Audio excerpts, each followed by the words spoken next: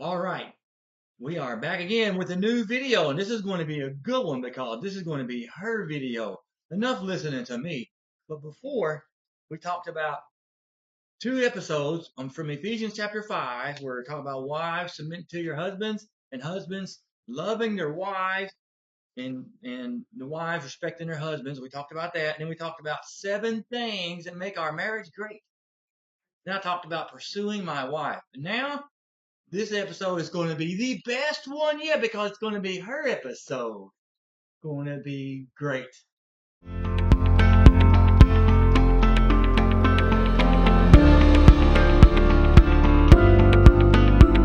here we are. This is our 5th episode. Our 5th episode. That's right. And it's going to be all about her. So I know you're tired of hearing me talk. Now this is going to be our best episode yet. It's going to be all about her. So welcome. I am Joey. I'm Lori. And we are talking about marriage and Christ-centered marriage. And today we're going to talk about how a wife should love her husband in a Christian way. We're going to talk about what does a Christian wife look like?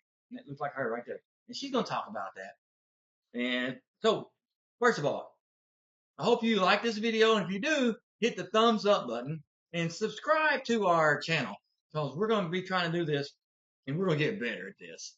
So if you like this episode, go back and watch our other previous episodes and give us a thumbs up, subscribe, and share with somebody else. Let everybody know. But look, we're here for you. We want to help your marriage and we want to help your family. I think next week we might talk about our story because we are a blended family. And we both bring in different aspects. In a previous marriage, I never had kids, but she had kids, and we got married. So now we're a blended family. So next week we may talk about that. So, anyways, like, subscribe, share with others, and we hope you like this episode. So I'm going to step back and I'm going to let her do the rest. Okay. All right. So for today's podcast, I asked Joey to answer 2 questions. In what ways have I changed for the better to be a more godly wife? And what are some things that I do to show you respect? So going through his answers, I'm going to refer to an article on the Family Life website. So if you're not familiar with Family Life, that's one of our resources that we have used to better our marriage. And so I found this article on their website.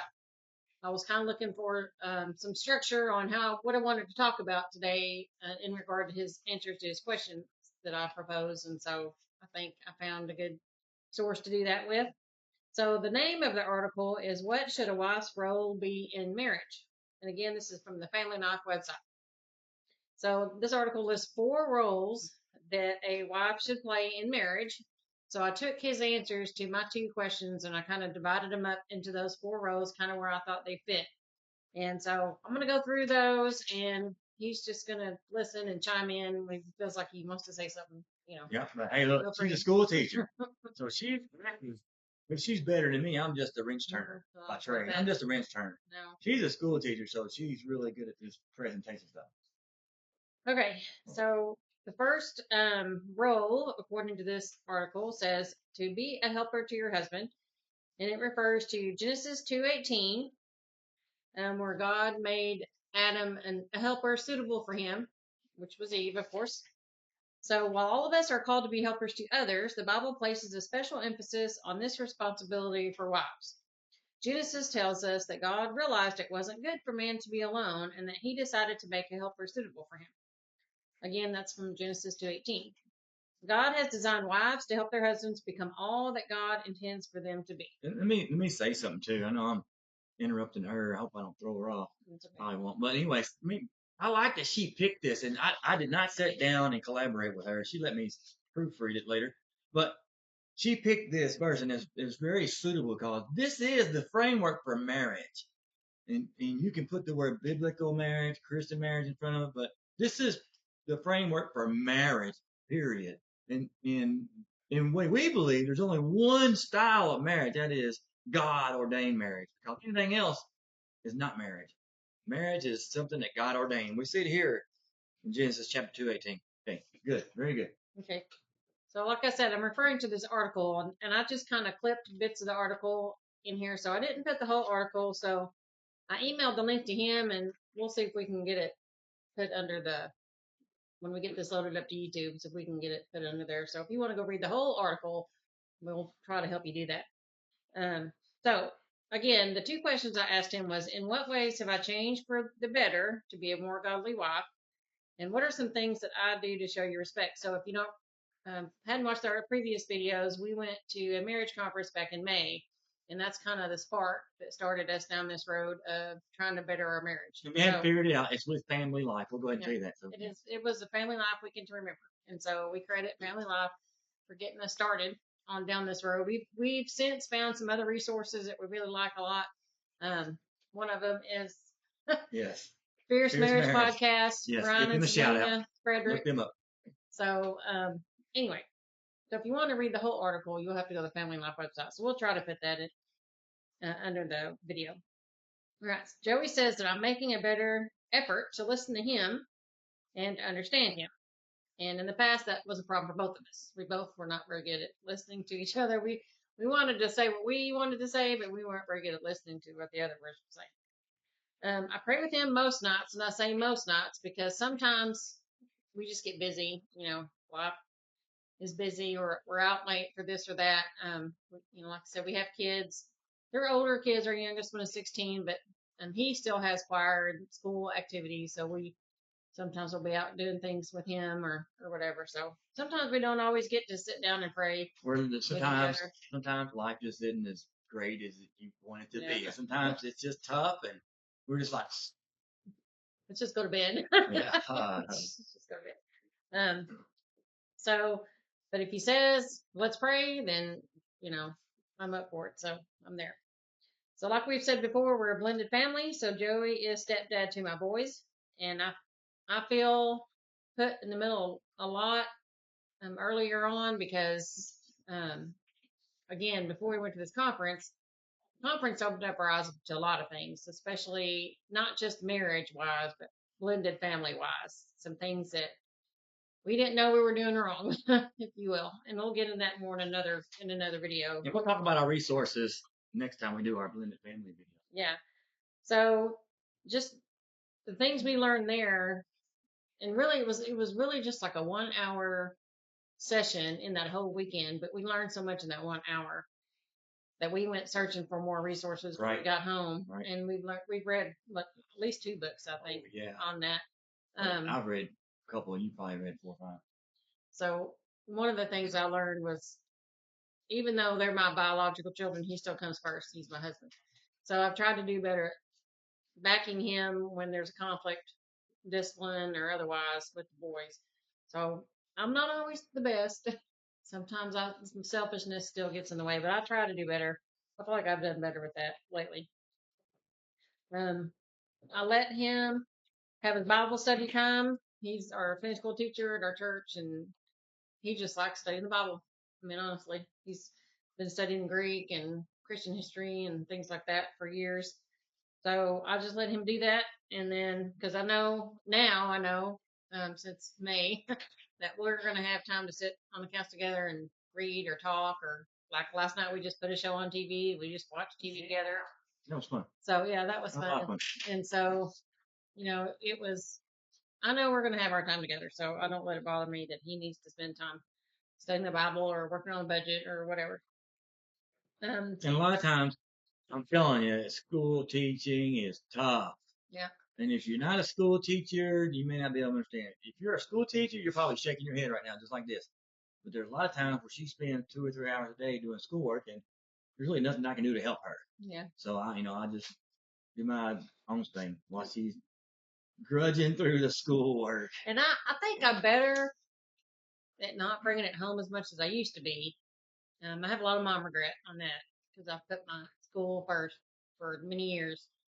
The last 4 or 5 years, I think I've gotten better at trying to just leave it at school. It's going to get done eventually. I don't have to work like a dog all the time trying to do my schoolwork, but sometimes I just have to. Sometimes grades are due, and I just got to get it done. So sometimes on Saturday mornings, I might get up early and spend 2 or 3 or 4 hours doing schoolwork. But I try not to bring it home every night because it can consume you if you're not. Some Saturday mornings I say, get up, you and me, we're going somewhere. Yeah, We're going to go get coffee. We're going to go for a walk, whatever. Number 2, respect your husband. So the first category was be a helper to your husband. The second one is respect your husband. In Ephesians 5:33, Paul says, the wife must respect her husband. When you respect your husband, you revere him, notice him, regard him, honor him, prefer him, and esteem him. It means valuing his opinion, admiring his wisdom and character, appreciating his commitment to you, and considering his needs and values. And so that comes from the article, Family Life article. And I didn't, like I said, didn't put the whole thing in there because I didn't want this video to go for 2 hours. But that's an excerpt. And so one of the things he said that I do is I speak highly of him to others. And one thing I don't do, and I've never done, is I don't get on Facebook and complain whether I have a reason to or not. I just don't do it because it really drives me nuts when I see women on Facebook complaining about their husband. Oh, my husband did this. Can you believe he did that? Blah, blah, blah, blah, blah. And I've never been a fan of that. It's just very disrespectful, and I think it puts a wedge between you and your husband. So I've just never been a fan of that.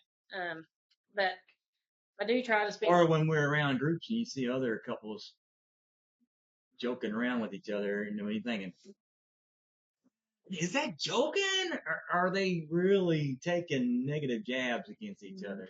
That sometimes sarcastic tone can just get out of hand. Yeah. But she doesn't do that to me. She doesn't speak to me I don't speak to her sarcastically. When we're in conflict, we're really respectful of each other, and we want people to think only the best of us when we're in public. Yeah. We don't want to give them any room to think, oh, I wonder what's going on there. Yeah. And sometimes we'll have disagreements or arguments, and I might say something I have to apologize for later, but I try to do better at that. Let's see, I think that's all I got on that one. Oh, here we go. I trust his opinions on biblical and political matters, so I know he's done a lot more Bible study than I have, so if we're talking about a passage and he's telling me about it, then I go with what he thinks. Yeah, I'm more in tune with the biblical stuff now. The political stuff, now I just say forget about it. Just forget about it. Yeah. Forget about it. No, I'm more in tune with the biblical stuff now. But you do still know a little bit more than I do because I'm in school all day. Some people have jobs where they can listen to podcasts during the day or they can listen to music or, I just can't. I'm in the classroom. So I feel like I'm cut off. I listen to those things for her. Yeah, I am in tune. I tell people I am in tune with modern Christianity. So now I feel her in on that stuff. Yep. So he'll be like, hey, I watched this podcast today, or I listened to this sermon, or whatever, and he'll tell me, hey, and he'll send me the link, hey, you need to watch this, or whatever. So if I'm at home grading papers, I'll put it on because that's the only time I really can listen to something like that, is if I'm sitting at home working on lesson plans or grading papers, because I don't have 25 kids in the room that I'm trying to wrangle around. But like I said, I respect his opinions on biblical matters and political matters, even though he's not, like he said, used to was talk radio 24/7, but he doesn't do that anymore. Yeah. But he quit doing that. That kind of got him a little nuts. But yeah, about 3 years ago, I was like, all right, the politics is getting out of hand, during the whole COVID time, and everything got crazy. So I was like, I'm not going crazy with it. So I just started listening to more. I think that's when I started really tuning into John MacArthur app and doing more Christian minded talk and YouTube and stuff like that. Mm-hmm. No more politics. No more politics. All right, number 3, love your husband. And so from the article, it says Titus 2:4 calls wives to love their husbands. A good description of the kind of love your husband needs is unconditional acceptance. And that probably goes both ways. In other words, accept your husband just as he is, an imperfect person. Love also means being committed to a mutually fulfilling sexual relationship. I realize there's a whole lot more, love to love than sex, but we are looking at how to fulfill God's commands to love our husbands. Therefore, we must look at love from their perspective, not just our own. Surveys show that sex is one of the man's most important needs, if not the most important. When a wife resists intimacy, is uninterested, or only passively interested, her husband may feel rejection. It will cut off his self-image, tear at him to the very center of his being, and create isolation. Now, let me tell you something. Men or wives. Wives, this ain't really something I had a problem with, but some men, if their wives are disconnected from them physically, it will drive them away. And that could cause your husband, if you're disconnected from your husband physically, it could cause him to wander and to find that physical need somewhere else. Mm-hmm. So, and that's something, I mean, I don't have that problem. And even if we were disconnected for a while, I'm still committed to her. But there's some men that ain't strong like that. So wives need to be mindful of that. Mm-hmm. And I think I'm more mindful than I used to be about that. So one thing we do there is we go to bed at the same time together every night. Used to, he would go to bed first, and I would stay up for like another hour or so, just look, looking on social media, time wasting, really. Um, just because I felt like I needed just some time to be by myself or whatever I thought it was. Wasn't that something we started the day we came back from that conference? Was like, we're going to bed together every night, and that's one of the commitments that we just, it became automatic. It wasn't like, well, we tried it, it didn't work. No, we tried it and it works, and it's a carved in stone. We will go to bed every night, and we want to, and we love it. Well, and just, aside from the relationship aspect of it, it makes me get more sleep because, I'd be up till 11 o'clock or whatever, and I get up at 5:15 to ready for school. So now we're in bed, depending on if it's a weekend or how tired we are. Right around 10. By 10 at the latest. Sometimes it's 9:30 or so, but it's better than 11 or later, which is what I used to do. So, and so sometimes when we go to bed at the same time, sometimes we just lay there and talk for a little while. We'll put a TV show on or whatever. Sometimes we don't. Sometimes we do more than that, which we'll get into later on in a different show. Yeah. Different show. Down the road. We can, like I said, we can go into detail about that later. But we do, one thing I will say is we do schedule a couple of nights a week where we are intentionally set aside time to be intimate, because that's one of the things we've learned on this journey is we have to be intentional about that. Even if I'm stressed out, even if it's been a hard day, even if, whatever the ifs are, I still try to be committed to that. And he's pretty good about picking up on if I'm just really stressed out. He'll be like, do you want to reschedule for tomorrow? Like, hey, it's not even a good night. No. So, but we try to stick to the schedule as much as we can. I know y'all are probably thinking, y'all are nuts. That's nuts. But you know what, though? But you know what? Listen, I want to know if you're watching this video, comment. See what works for you. And you may have a different way. We at the conference we heard a couple say they had a 2-color pillow or something. Yeah. And one color meant tonight's the night. The other color meant tonight's. Like, yeah, I guess that might work for you. But if you don't have any way of communicating this, guess what's going to happen? Nothing. You're going to go weeks and months, and nothing's going to happen. So you got to talk about it. And we decided we're just going to put it on the calendar. Yep. And we can talk about why we do that and how we do that later. But like I said, and then we also kiss and hug every morning. We get up, and he gets up the same time I do now. So like we go to bed together at the same time. And he's decided, normally I would get up at like 5:15, and he wouldn't get up till like 6 or so. But now he gets up the same time I do, just so he can have that time, with me. So that helps. Fix your coffee. Fix my coffee, yeah. I know it's supposed to be about what I do, but those little things that he does helps me respond to him better. So, you don't need to wait until the other person does something for you before you do something for them. He jumped right in and started doing things, which helped me respond to him more positively.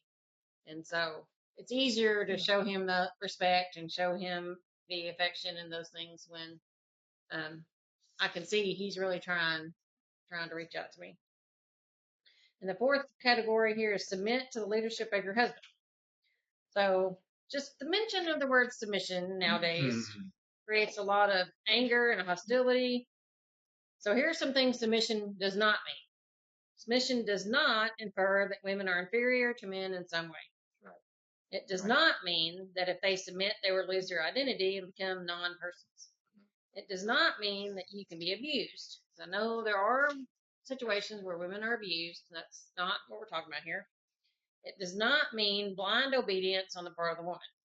So what did God have in mind? So God said in Ephesians 5:22 and 23, wives, be subject to your own husbands as to the Lord. For the husband is the head of the wife, as Christ also is the head of the church, he himself being the Savior of the body. So this passage talks about what wives' responsibility is, but also what the husband's responsibility is. So yes, if your husband is a godly husband and loving you like Christ loved the church, it makes it easy for you to be submissive to him. But even if he's not, like I said, don't wait till he's doing what he's supposed to be doing. Maybe if you submit to him, maybe he will see that, just like I noticed what he was doing. It made me want to do better. So even though your husband may not be doing the best, maybe you do what you're supposed to be doing, and maybe that'll help him go, oh, I see a change in her. Maybe I'll do this or that, whatever it is he's not doing. So what would happen if wives? What would happen to a marriage if a wife refuses to submit? What do you think would happen? Well, a lot of society, what you see that is the wife is the head of the family, and the wife is the one. Yeah. Making all the decisions and controlling everything. Oh, I have so much I want to say, but I'm not going to because I'll probably get in trouble and I'll lose all the male followers. But men, don't let your wife be the one that rules over the house and you just sit around and do whatever. Bring me a beer. Make me a sandwich. Anyway, okay, go ahead. Yeah. Well, I'll just tell you, I don't want all the responsibilities that a husband has. I got enough of my own, so I'm more than happy to let him do what God wants him to do.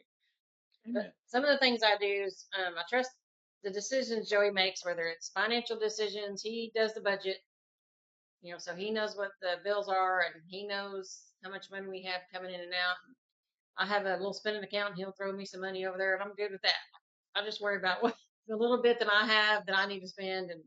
And look, let me say something. I mean, you're thinking, oh my goodness, he gives her a spending account. Oh, well, look, we both have mutual bills. When she got married, she had some bills and I had some bills, and we kind of put them together. So right away, after a few years, we combined our accounts. So now she realizes, and I realize that both of our incomes support each other. And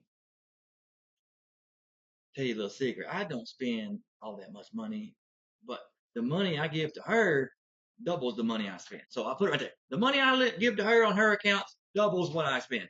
So I just want her to have money. I want her to be taken care of. And then probably like everybody else, the majority of our money goes to bills. You know how it is. Yeah.